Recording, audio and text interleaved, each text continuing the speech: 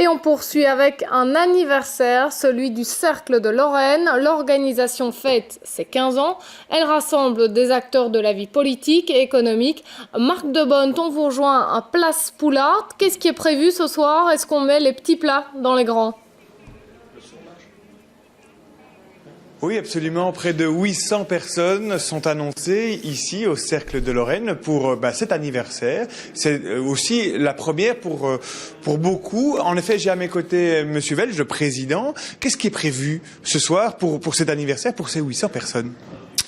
Il y a d'abord le fait de remercier les gens d'être membres. Vous savez que nous avons aujourd'hui un peu moins de 2000 membres, alors qu'il y a 3 ans on était un peu moins de 1000, donc c'est un nombre spectaculaire en progrès.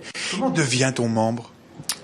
Eh bien, vous rentrez votre candidature et vous demandez à 2 membres existants de vous parrainer.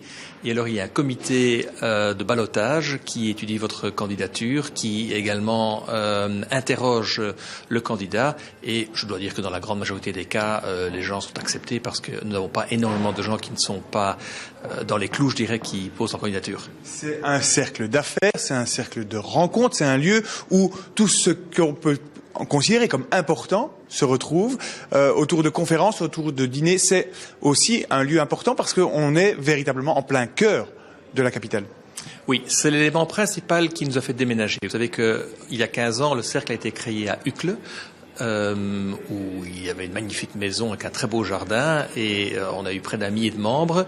Mais avec la mobilité devenant de plus en plus difficile, il est vrai que les membres commençaient à réchigner un petit peu et à craindre de devoir aller jusqu'à Uccle.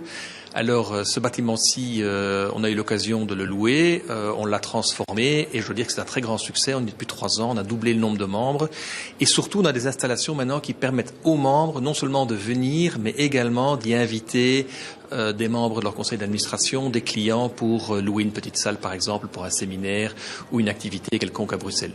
On ressent au Cercle de Lorraine la concurrence d'autres cercles, le cercle gaulois entre autres, ou pas du tout?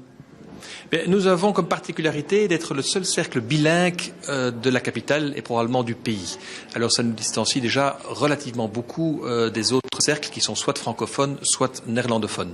Deuxièmement, on est clairement de très loin le plus grand au niveau des installations et les possibilités pour les membres de louer des salles au cercle ou d'inviter des gens au restaurant. Et donc je pense qu'il y a de la place pour tous les cercles et tous les clubs à Bruxelles, mais que nous n'avons pas trop de difficultés à convaincre des gens de devenir membres. Monsieur Welch, je vous remercie. Merci d'avoir répondu à nos questions.